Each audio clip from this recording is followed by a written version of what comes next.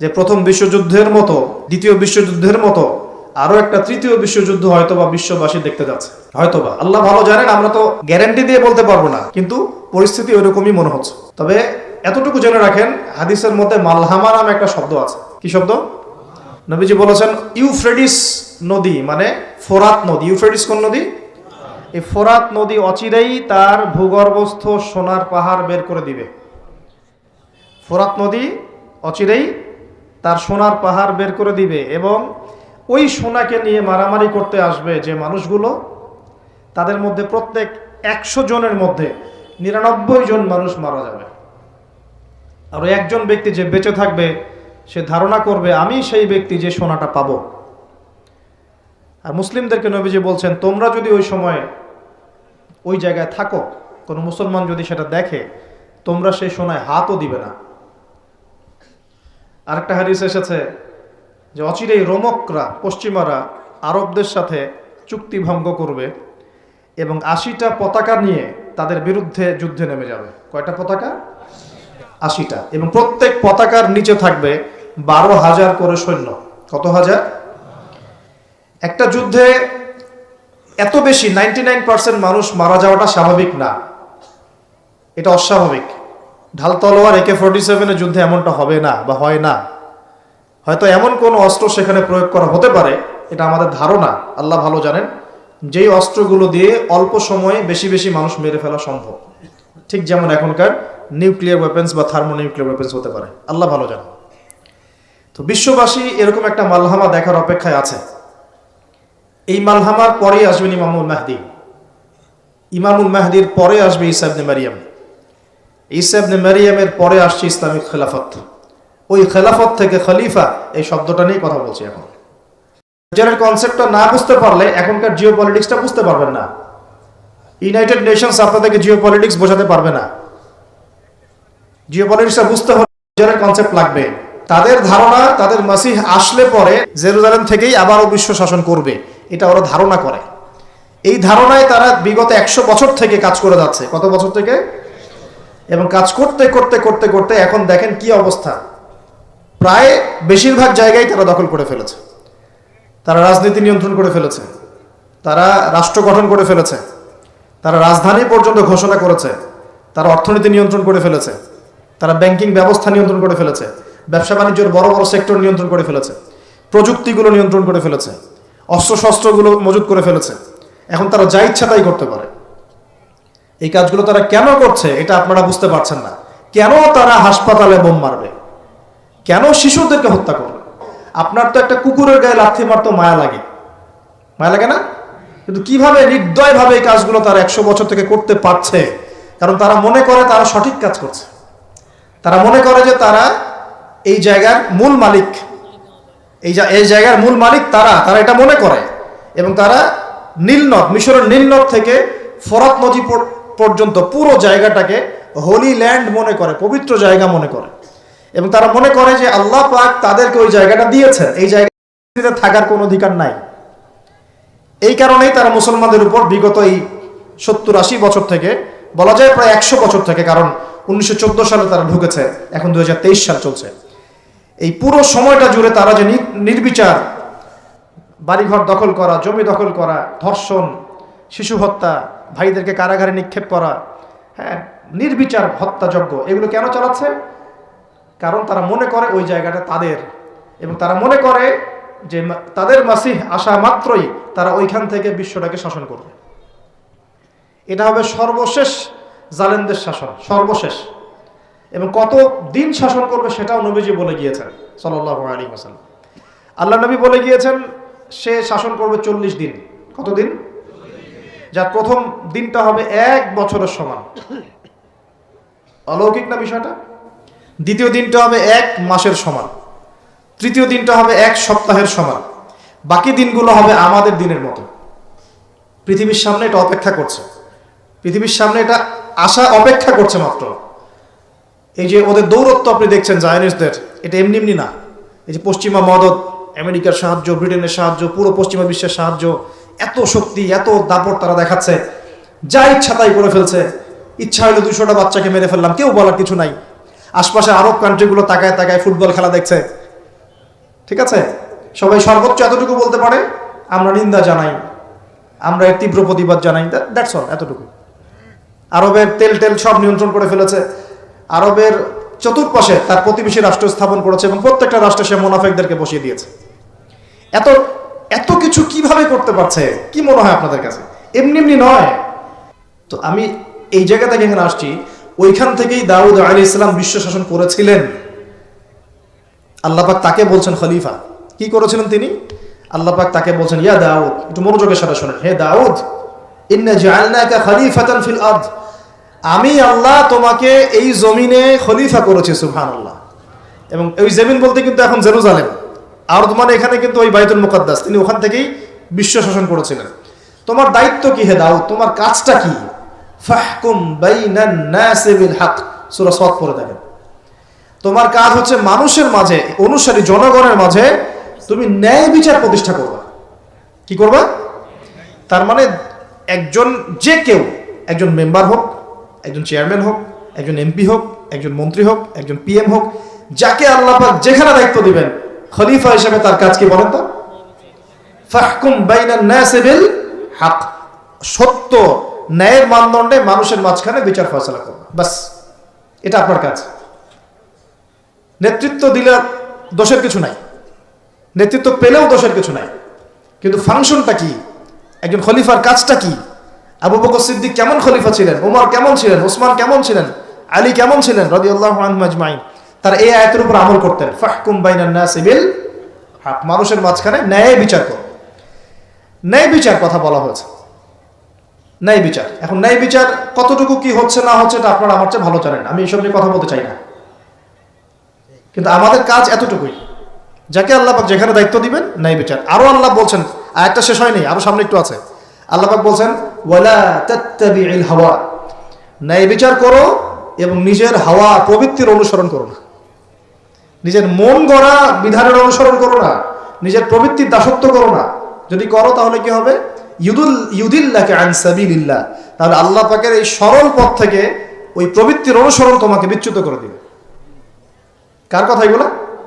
আল্লাহর কথা। ইন্নাল্লাযীনা ইউদিল্লুনা আন সাবিলিল্লাহ, পরের আয়াত, নিশ্চয়ই যারা আল্লাহ পাকের সরল পথ থেকে বিচ্যুত হয়ে গেছে, লাহুম আযাবুন শাদীদ, তাদের জন্য কঠিন শাস্তি আছে। আযাবুন শাদীদ মানে কঠিন শাস্তি আছে। বিমা নাসু ইয়াউমাল হিসাব, এই কারণে যে তারা হিসাবের দিনটা ভুলে গিয়েছে। এই দুইটা আয়াত আমি শোনাই দিলাম আপনাকে। আল্লাহ পাক যাকে যেখানে দায়িত্ব দিবেন সব সময় এই দুইটা আয়াত মাথায় রাখবেন, যে আল্লাহ পাক আপনাকে দাউদ আলাইহিস সালামের মতো কাজ দিয়েছেন, আল্লাহ পাক আপনাকে আদম আলাইহিস সালামের মতো কাজ দিয়েছেন। যাকেই দেখ, X Y Z whoever he is, এটা আমাদের দেখার বিষয় না। আমরা ধর্মতাত্ত্বিক দৃষ্টিকোণ থেকে শুধু মূলনীতিগুলো বলবো। তাহলে এখানে খলিফার কাজ কি বুঝতে পারলাম? মানুষের মাঝে ন্যায় বিচার প্রতিষ্ঠা করা, প্রবৃত্তির দাসত্ব না করা। যদি করি তাহলে কঠিন শাস্তি অপেক্ষা করছে। এখন আসেন, আল্লাহ নবী সাল্লাল্লাহু আলাইহি ওয়াসাল্লাম কি এই আয়াতের উপর আমল করে যান নাই? গিয়েছেন না যান নাই? তার জীবদ্দশায়, তার 23 বছরের এই নববী জীবনে কেউ কখনো জুলুমের শিকার হয়েছিল? বলেন তো, কেউ বলতে পারবে বুকে হাত দিয়ে যে একজন মানুষ জুলুমের শিকার হয়েছে? তার রেখে যাওয়া ইসলামের এই প্ল্যাটফর্মের উপরে আবু বকর সিদ্দিক শাসন চালিয়েছেন 2.5 বছরের মতো। আবু বকর সিদ্দিকের সময় কি কেউ জুলুমের শিকার হয়েছিল? তিনি কি এই আয়াতগুলোর উপর আমল করেছিলেন না করেন নাই?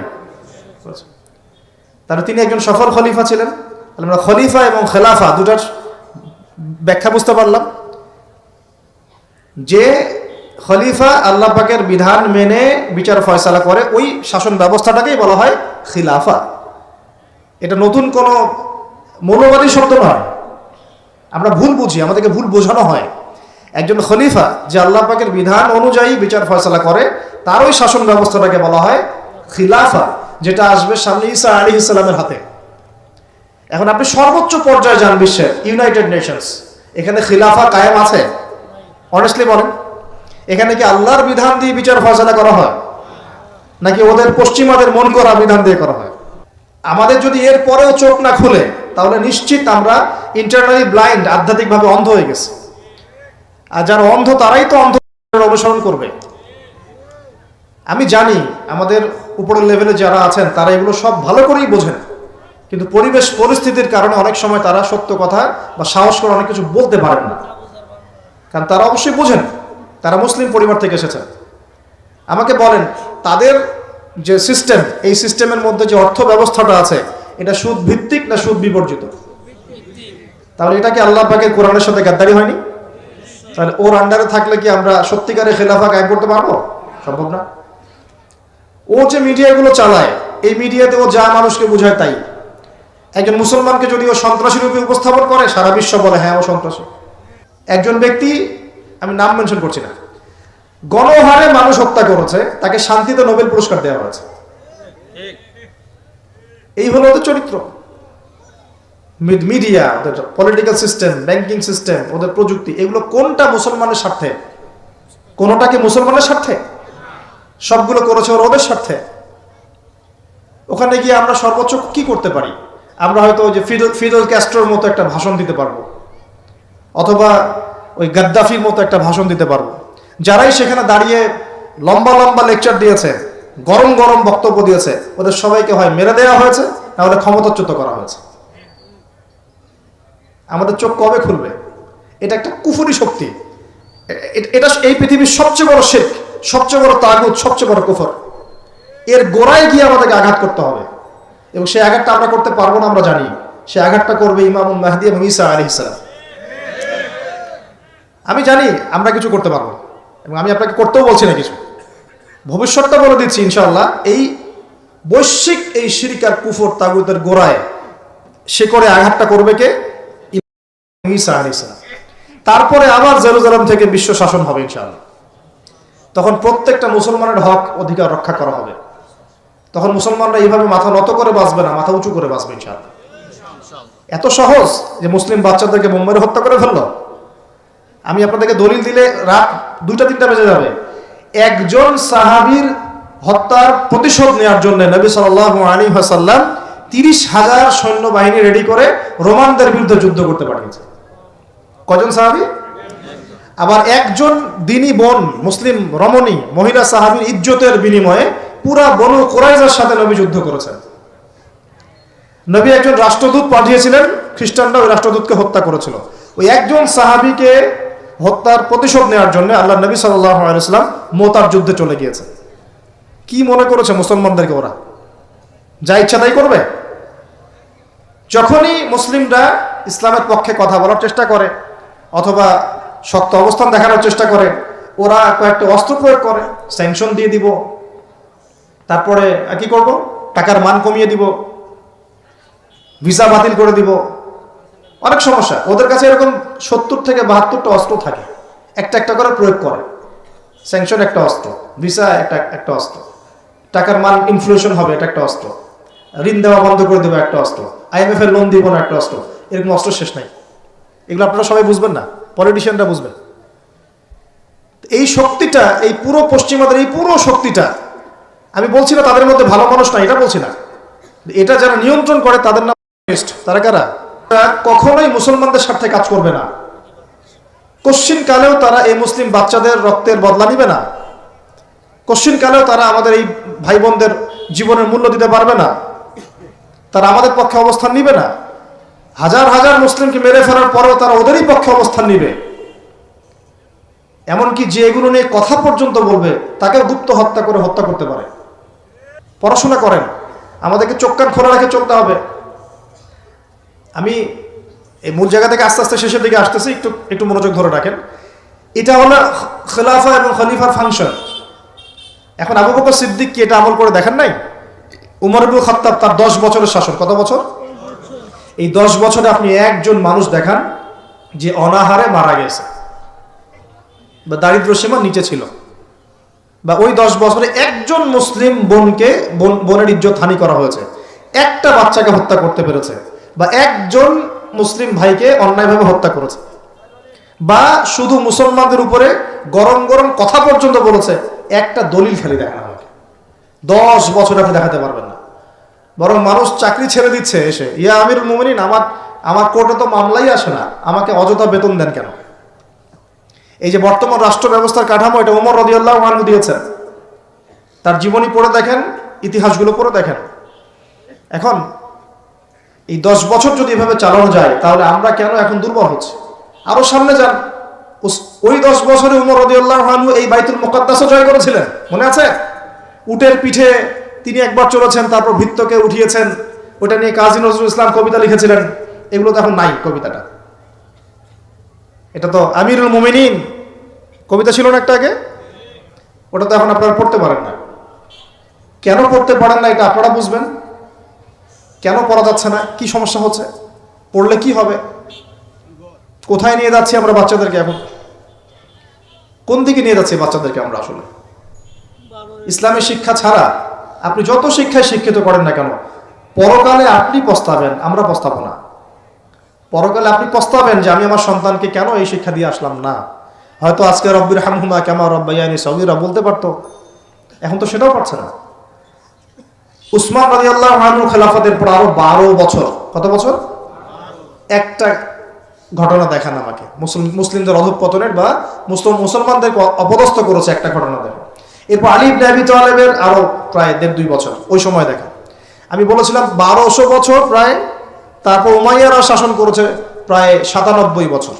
কত বছর? নিজেদের মধ্যে অনেক সমস্যা হয়েছিল। যেমন এখন আমাদের সবাই মুসলিম ভাই, পলিটিক্যালি নিজেদের মধ্যে সমস্যা হয় না?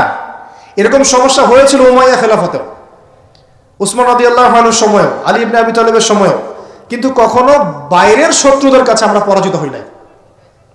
মানে আমার ঘরে কি সমস্যা আছে, আমি সেটা ঘরে বুঝবো। ভাইয়ের সাথে ভাইয়ের সমস্যা হচ্ছে, ওকে ঠিক আছে, হাতাহাতি হয়েছে, মারামারি হয়েছে, অস্ত্র নিয়ে মুখোমুখি হয়েছি, এটা আমার ঘরের সমস্যা। কিন্তু বহির্বিশ্বে মুসলমানদের উপর চোখ রাঙিয়ে কথা বলেছে এমন একটা জাতি খুঁজে পাওয়া যেত না তখন। 97 বছর উমাইয়ারা করেছে। তারপরে আব্বাসীয়রা এসেছে, আব্বাসীয়রা এসে প্রায় 550 বছর চালিয়েছে। কত বছর? এর পর আসছে মামলুক, তারপরে ফাতেমিরা, ওইদিকে কর্ডোভাতে ছিল ইসলামিক খেলাফত, ওই আন্দালুসিয়ায়, এখনকার স্পেন, ইতালি, এগুলো সব আমাদের ছিল। তারপরে সালাহউদ্দিন আইয়ুবী রাহিমাহুল্লাহ আইয়ুবী শাসন এসেছে। তারপরে জেঙ্গিদের শাসন এসেছে। মোগলদেরটা জানেন আপনারা, আফগানদেরটা জানেন, এমনকি হিন্দুস্তান পর্যন্ত দেখেন নাই? এটা পুরো আমাদের আওতাভুক্ত ছিল এক সময়, ইংরেজরা আসার আগ পর্যন্ত। এভাবে বিশ্ব এগিয়ে গেছে ইসলামের হাত ধরে। কখনো কাউকে জোর করে ফোর্স করে মুসলমান করানো হয় নাই, কখনো কোনো অমুসলিমের অধিকার খর্ব করা হয়নি। এবং একজন অমুসলিম যদি আমাদের আন্ডারে থাকতো, তার অধিকার সবার আগে নিশ্চিত করা হয়েছে। যাকাত সবাই প্রদান করত, সালাত আদায় করত, সবাই কোরআনওয়ালা ছিল, ওলামায়ে কেরামদেরকে সম্মান করা হতো, মসজিদ মাদ্রাসা গড়ে তোলা হয়েছিল, সুদ ছিল না, মানুষ হালাল খেত, এবং মুসলিমদের একটা ঐক্যবদ্ধ সামরিক শক্তি ছিল। আস্তে আস্তে আস্তে আস্তে বিগত বেশি দিন না, আমার স্টাডি হচ্ছে বিগত মাত্র 100 থেকে 150 বছর, লাস্ট 100 থেকে 150 বছরে আমাদের পুরো টেবিলটাই উল্টে গেছে মনে হয়। এক্স্যাক্টলি উসমানী খেলাফতের পতনের সময় থেকে 1914 সালে এটার পতন ঘটেছে, প্রথম বিশ্বযুদ্ধের সময়। এরপর থেকেই কেন জানি এই যে বিগত 100 বছরে পুরো বিশ্বের চিত্রটাই উল্টায় গেল। যারা আমাদেরকে কর দিত একসময়, ট্যাক্স, ওরা এখন আমাদেরকে বলে ঋণ দিব কি দিব না। সুবহানাল্লাহ, আপনারা চিন্তা করেন একটু বিষয়টা। যারা আমাদেরকে ট্যাক্স দিয়ে আমাদের জমিতে থাকতো, ওরা আমাদেরকে বলে লোন লাগলে অ্যাপ্লাই করতে হবে, শর্ত সাপেক্ষে দিতে পারে, তা আবার চড়া সুদে। ওরা বলে যে পলিটিক্যাল সিস্টেম আমাদের কেমন হবে, ও ইন্টারফেয়ার করতে চায়, ও এসে নাক গলাতে চায় যে তোমাদের রাষ্ট্র ব্যবস্থা কিভাবে চলবে। ওরা এসে এখন ঠিক করে দেয় যে আমাদের সংস্কৃতি কেমন হবে, আমাদের শিক্ষানীতি কেমন হবে, ইত্যাদি ইত্যাদি। আপনি বিশ্বাস করেন বাংলাদেশে যারা উপর থেকে নিচু লেভেলে যে সেক্টরে মানুষরা আছেন, এদের মধ্যে বহু ইমানদার মানুষ আছে, বহু ইমানদার মানুষ আছে। পলিটিশিয়ানদের মধ্যে, র্যাবে, বিজিবিতে, আর্মিতে, আনসারে, প্রত্যেকটা জায়গায় এমন বহু মানুষ আছে যাদেরকে যদি আপনি পাঠাতেন যে যাও ওই জালেমদের বিরুদ্ধে অস্ত্র ধরো, দেখতেন ওরা বুক পেতে শহীদ হয়ে যেত। বহু মানুষ আমাদের দেশে আছে। ইমান আমরা লালন করি বলেই তো কথাগুলো বের হচ্ছে। আমাদের জায়গা, আমাদের জমি, আমাদের ভাই, আমাদের বোন, আমাদের বাচ্চাকে মেরে শেষ করে ফেললো, আমরা সামান্য প্রতিবাদটুকু করতে পারছি না। প্রতিবাদ করার প্ল্যাটফর্মটা কোথায়? জাতিসংঘে যেতে হবে। জাতিসংঘে গিয়ে প্রতিবাদ করে লাভটা কি হবে? ও বলবে যে আমি তার পাশে আছি, সবশেষে ও 2-3টা মিত্র বানায় নিবে। বাংলাদেশের মতো ছোট একটা দেশ যে পরিমাণ সাহস দেখিয়েছে, ওখানে আরবের বড় বড় মুসলিম রাষ্ট্রগুলো সেই সাহস দেখাতে পারে না। কিসের ওয়াইসি, নাটক, সার্কাস মনে হয় এগুলাকে। 110-20 জন বসবে, খ্যাপসা খাবে, খ্যাপসা আর ওই যে কি ফাহাম, এগুলো খাবে বসে বসে। কোকোকোলা পান কর, কোকোকোলা, স্প্রাইট। শেষমেশ সবাই মিলে একটা সিদ্ধান্তে আসলো যে নিন্দা জানানো দরকার, নিন্দা জানাই। কেন নিন্দা জানাই? আরবের জনগণ তো খেপে যাবে, জনগণ তো ইমানদার, জনগণ বলবে যে আপনারা কিছু করেন না কেন, ওদেরকে দেখান। আজ পর্যন্ত কি পদক্ষেপটা নিয়েছে? 15,000 মানুষের জীবনের মূল্য কি এই 1500 টাকার ত্রাণে চলে যাবে? এত ত্রাণ দিলেই হয়ে যাবে? কেউ কেউ তো বর্ডার পর্যন্ত বন্ধ করে রেখে দিচ্ছে যে এখানে আসতেও দিব না। এই হিস্ট্রি একদিন 2 দিনের না, আমি এক মিনিটে বলতে পারবো না। আপনারা ডক্টর রাগিব সারজানি এবং ডক্টর আলী মোহাম্মদ সাল্লাভি, তাদের ইতিহাসের বইগুলো পড়েন। ফিলিস্তিন নিয়ে বহু কিতাব আছে। এটা বিশাল ইতিহাস। এটা এখন অক্টোবর মাসের ঘটনা না, এটা অক্টোবর মাসের 6 তারিখে নতুন করে শুরু হয়েছে মাত্র। এটা প্রায় 97 বছর থেকে চলছে। কখনো এই রমজানে, কখনো সেই রমজানে, কখনো এই ইস্যু নিয়ে, কখনো সেই ইস্যু নিয়ে, কখনো নিজেরাই এটাকে সৃষ্টি করে। করতে করতে আস্তে আস্তে আস্তে 76 ভাগ জায়গা ওরা এখন দখল করে ফেলছে। সামনে বুঝতে পারবেন। তো এটা একদিন 2 দিনের ইতিহাস নয়। আর এই প্রতিহতটা মানুষ আজকে নতুন করে করছে এমন নয়, প্রতিহত করেছে অনেকেই।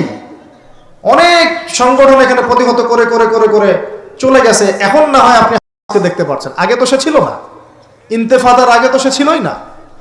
নতুন করে তাকে প্রথম শুরু করেছিল ইখওয়ানুল মুসলিমিন, ইজউদ্দিন, উনি প্রথম শুরু করেছিলেন 1935 সালের দিকে। এই ইতিহাসগুলো পড়তে থাকেন এবং কিভাবে তার আস্তে আস্তে এই জায়গায় ঘাঁটি গেড়েছে। আর এখন তারা কত শক্তিশালী আমাদের কল্পনার বাইরে। আমরা আমাদের আল্লাহ রাব্বুল আলামিনের কাছে দোয়ার চ্যানেল খোলা আছে। আমরা আমাদের মন থেকে দোয়া করবো ইনশাআল্লাহ। বলতে পারলে বলবো, লিখতে পারলে লিখবো, পণ্য বয়কট করতে পারলে করব, আমরা কূটনৈতিক সম্পর্ক ছিন্ন করতে পারলে করব। আমাদের পক্ষে যা করা সম্ভব তাই করবো ইনশাআল্লাহ। কারণ আমাদের তো হাত বাঁধা। দেখেন, আপনি চিন্তা করেন, চারপাশে আরব রাষ্ট্রগুলো তামাশা দেখছে। মাঝখানে মাত্রই 27 একর বর্গ কিলোমিটার জায়গা, 27 একর জায়গা আর কি, এটার মধ্যে বোম্বিং হচ্ছে। এর চেয়ে বড় জুলুম পৃথিবী আর কোথাও দেখে নাই। ওই জায়গাটাকে আল্লাহ পাক বরকতময় বলেছেন, ওই জায়গাটাকেই আল্লাহ পাক বরকতময় বলেছেন। কেন? ওই জায়গা থেকে আল্লাহ পাক বেশি বেশি শহীদ কবুল করছেন, সুবহানাল্লাহ। এটাও বোঝেন, ওই জায়গা থেকে বেশি বেশি শহীদ আল্লাহর কাছে যাচ্ছে এবং তারা জীবিত, তারা জান্নাতে আছেন এখন ইনশাআল্লাহ।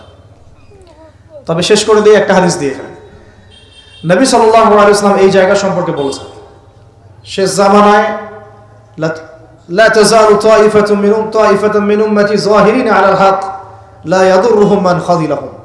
আল্লাহ নবী সাল্লাল্লাহু আলাইহি ওয়াসাল্লাম বলেছেন, আমার উম্মতের একটা দল, সবাই না, একটা দল চিরদিন হকের উপর থাকবে, তারা যুদ্ধ করতে থাকবে। বিরোধিতাকারীরা তাদের কোনো ক্ষতি করতে পারবে না দুর্ভিক্ষ ছাড়া। কি ছাড়া? এই যে এখন বুঝতে পারছেন, দুর্ভিক্ষ ছাড়া, পানি নাই, খাবার নাই। বিরোধিতাকারীরা ওদের কোনো ক্ষতি করতে পারবে না দুর্ভিক্ষ ছাড়া। এবং তার সাহাবীরা জিজ্ঞাসা করছেন, ইয়া রাসূলুল্লাহ, তারা কোন এলাকায় যুদ্ধটা করবে? নবীজি বলছেন যে বাইতুল মুকাদ্দাস ওয়া মা হাওলাহা, বাইতুল মুকাদ্দাস এবং তার চারপাশে। আরেকটা জায়গা আসছে যে ফিল দিমাশক, মানে যে সিরিয়ার দামেস্ক এবং তার চারপাশে। নবীজি বলছেন সর্বশেষ এই দলটা দাজ্জালের সাথেও যুদ্ধ করবে। তো এই দিকে পৃথিবী যাবে। এখন আমরা আজকে সংক্ষিপ্ত আলোচনায় এতটুকু বোঝানোর চেষ্টা করলাম। দেখুন, আমরা পৃথিবীতে এমনি এমনি আসি নাই, আল্লাহ পাকের খলিফা হয়ে এসেছে। আল্লাহ পাকের খলিফার কাজ নিজে আল্লাহ পাকের বিধান মেনে চলা, তারপরে সবার আগে আমার পরিবারকে মানানোর চেষ্টা করানো। যদি পরিবার মানে আলহামদুলিল্লাহ, যদি না মানে দাওয়াত দেয়াই আমার কাজ, এতটুকু পর্যন্ত। আর যদি আমার সন্তান হয় তাহলে তাকে আমি ফোর্স করতে পারি, চাপ দিতে পারি, কিন্তু আমি আমার পিতাকে তো চাপ দিতে পারবো না, আমার মাকে আমি চাপ দিতে পারবো না, দাওয়াত দিতে পারবো। আমার স্ত্রী সন্তানদেরকে আমি চাপ দিতে পারবো। তো খলিফা নিজেও হব, নিজের পরিবারের মধ্যেও সেই খলিফার সুন্নতগুলো থাকবে। তারপরে আমি আমার সাধ্যমতো সমাজে এটার প্রচার প্রসার ঘটাবো। আল্লাহ পাক যদি কবুল করেন, বড় পরিসরেও খিলাফা কায়েম হবে ইনশাআল্লাহ। আর আল্লাহ পাক যাকে যেখানে দায়িত্ব দিবেন তার মনে রাখা উচিত হবে তিনি হচ্ছেন এই পৃথিবীতে আদম আলাইহিস সালামের সন্তান। তিনি এই পৃথিবীতে ওই দাউদ আলাইহিস সালামের রোল প্লে করছেন। এরপরে তার সাধ্য অনুযায়ী সে ইসলাম কেন্দ্রিক সমাজ গঠনের চেষ্টা করবে। যদি না পারে বা প্রতিবন্ধকতা থাকে, ওজোর আপত্তি আল্লাহর কাছে পেশ করবে। আর যদি একেবারেই অস্বীকার করে, কুফরি করে, তাহলে তার শাস্তি আল্লাহ পাক তাকে দিবেন। আর সর্বশেষ কথা হলো, এই খিলাফার বদৌলতেই 4 খলিফার যুগ থেকে, এই যে আমি আপনাকে 1914 সাল পর্যন্ত দেখালাম, এই মুসলিম বিশ্ব দাপটের সাথে মাথা উঁচু করে বেঁচেছিল। আর বিগত 100 বছরে যখন এগুলো আস্তে আস্তে উঠে গেছে, ড্যামলিশ হয়েছে, তখন আস্তে আস্তে পুরো টেবিলটাই উল্টে গেছে। এখন সত্যি কথা বলতে, পুরো ওয়ার্ল্ডের যত বড় বড় অস্ত্র শস্ত্র সেগুলো ওদের হাতে। ওটার দাপট আপনাকে ভয় দেখায়, ওটা সবচেয়ে বড় পাওয়ার। তারপরে প্রযুক্তিগুলো ওর হাতে, মিডিয়াগুলো ওর হাতে, ওদের হাতে, অর্থনৈতিক সিস্টেম, সুদভিত্তিক ব্যাংকিং সিস্টেম ওদের হাতে।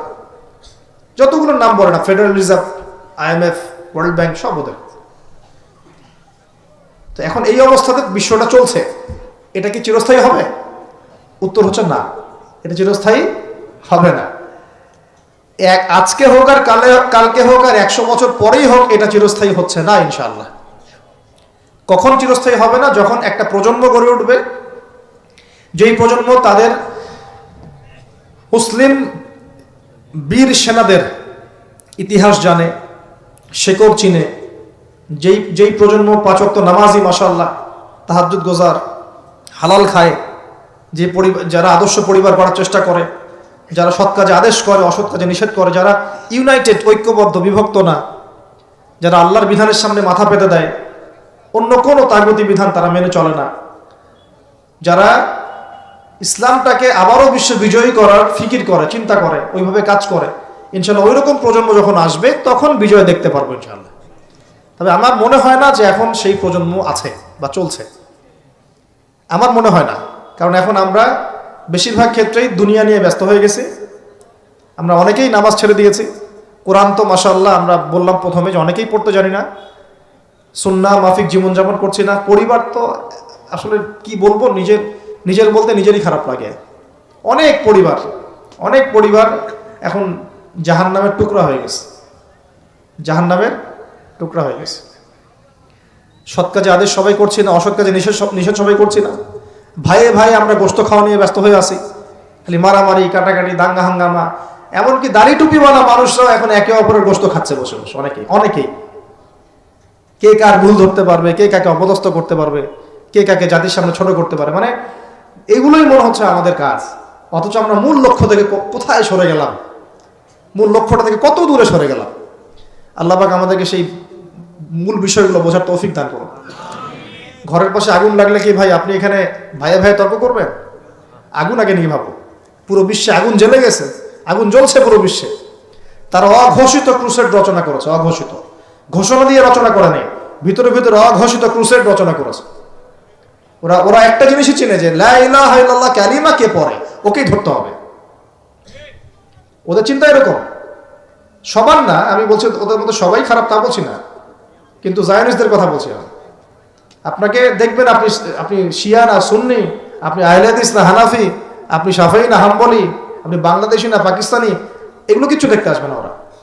ওরা শুধু চিনে একটা কালিমা, লা ইলাহা ইল্লাল্লাহ মুহাম্মাদুর রাসূলুল্লাহ। যারাই পড়ছে এদেরকে ধরো, টার্গেট করো।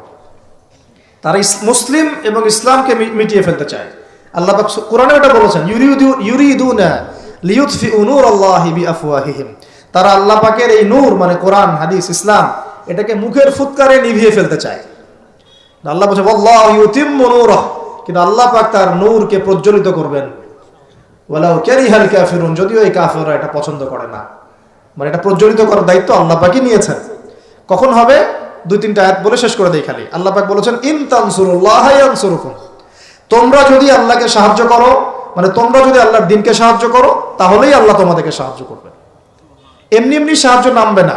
এই যুগটা আবরাহার যুগ না, যে আবরাহা হস্তি বাহিনী নিয়ে হেঁটে যাবে আর আসমান থেকে পাখি আসবে ঝাঁকে ঝাঁকে, আবাবিল তৈরন আবাবিল নেমে আসবে। এটা সেই যুগ না। এখানে আপনাকে আপনার রিজিকের ফয়সালা যেমন নিজেকে করতে হয়, কাজ করতে হয় না, আকাশ থেকে মান্না সালওয়া পড়ে, রিজিক আল্লাহ দেন, কাজ আমাকে করতে হয়। ঠিক একইভাবে দিন প্রতিষ্ঠার ক্ষেত্রে ওইভাবেই কাজ না করলে আল্লাহ রাব্বুল আলামিন আসমান থেকে বিজয় দিবেন না। ইন তানসুরুল্লাহ ইয়ানসুরকুম, তোমরা যদি আল্লাহকে সাহায্য করো, তবেই আল্লাহ তোমাদেরকে সাহায্য করবেন। ওয়া ইউসাব্বিত আকদামাকুম, তোমাদের পা আল্লাহ পাক সুদৃঢ় করে দিবেন ইনশাআল্লাহ। সুবহানাল্লাহ। আরো বলেছেন আল্লাহ পাক, ইন্নাল্লাহা লা ইউগাইয়িরু মা বিকওমিন, আল্লাহ পাক কোনো কওমের অবস্থা ততক্ষণ পরিবর্তন করেন না। শুনে নেন, আল্লাহ পাক কোনো কওমের অবস্থা ততক্ষণ পরিবর্তন করে না হাত্তা ইউগাইয়িরু মা বিআনফুসিহিম, যতক্ষণ না তারা নিজেরা নিজেদের অবস্থা পরিবর্তনের চেষ্টা করছে। আল্লাহ পাকের কথার উপর কোনো কথা নাই, এর উপর কোনো ওয়াজি নাই, আমাদের কথা তো কিচ্ছু না, আল্লাহ পাকের কথার উপর কোনো কথাই নাই। ইন তানসুরুল্লাহ ইয়ানসুরকুম, তোমরা আল্লাহকে সাহায্য করো, আল্লাহর দ্বীনকে সাহায্য করো, আল্লাহ তোমাদেরকে সাহায্য করো। ওয়া ইউসাব্বিত আকদামাকুম, পা শক্ত করে দিবেন ইনশাআল্লাহ, কেউ টলাতে পারবে না। আর ইন্নাল্লাহা লা ইউগাইয়িরু মা বিকওমিন, মনে রাখো আল্লাহ পাক কোনো কওমের অবস্থা, কোনো জাতির অবস্থা ততক্ষণ পরিবর্তন করেন না যতক্ষণ না হাত্তা ইউগাইয়িরু মা বিআনফুসিহিম, যতক্ষণ না তারা নিজেরা নিজেদের অবস্থা পরিবর্তনের চেষ্টা করছে। আর সর্বশেষ কথা আল্লাহ পাক বলছেন, ওয়া ইন তাতাওয়াল্লাউ, যদি তোমরা মুখ ফিরায় চলে যাও, তোমরা যদি মুখ ফিরিয়ে উল্টা দিকে চলা শুরু করো, যেমনটা আমরা করছি আর কি এখন, তাহলে আল্লাহ কি করবেন? আল্লাহ বলছেন ইয়াস্তাবদিল কওমান গায়রাকুম, আল্লাহ তোমাদের সবাইকে সরিয়ে দিবেন। বলেন নাউজুবিল্লাহ। ইয়াস্তাবদিল কওমান গায়রাকুম, আল্লাহ পাক তোমাদের সবাইকে সরিয়ে দিয়ে নতুন কওম নিয়ে আসবেন। সুম্মা লা ইয়াকুনু আমসালাকুম, তারা তোমাদের মতো হবে না, তারা তোমাদের মতো অপদার্থ হবে না। কিভাবে সরাতে পারেন? এক মহামারীতে সরাতে পারেন, পারেন না? এক ভূমিকম্পে সরাতে পারেন, 5-6 মাত্রা ভূমিকম্প হলেই শেষ, ঢাকা শেষ, একদম 60% মানুষ দেখবেন ডেড, নাউজুবিল্লাহ। তাহলে কিসের বড়াই, কিসের? আল্লাহ পাকের কোরআনের আয়াতগুলো থেকে আমরা শিক্ষা নিব না, নিব না? ওয়া ইন তাতাওয়াল্লাউ ইয়াস্তাবদিল কওমান গায়রাকুম সুম্মা লা ইয়াকুনু আমসালাকুম। সর্বশেষ আল্লাহ পাক বলেন, ইয়া আইয়ুহাল্লাযীনা আমানু, হে মুমিনগণ, ইসবিরু, তোমরা সবর করো, ইসবিরু ওয়া সাবিরু ওয়া রাবিতু, তোমরা সবর করো, সবরের প্রতিযোগিতা করো এবং তাকওয়া অবলম্বন করো এবং তোমাদের আখের গোছাও, তোমরা প্রস্তুতি নাও, তোমরা এসব বিজয়ের প্রস্তুতি নাও, লাআল্লাকুম তুফলিহুন, যাতে করে তোমরা সফল হতে পারো। আল্লাহ পাক আমাদের সবাই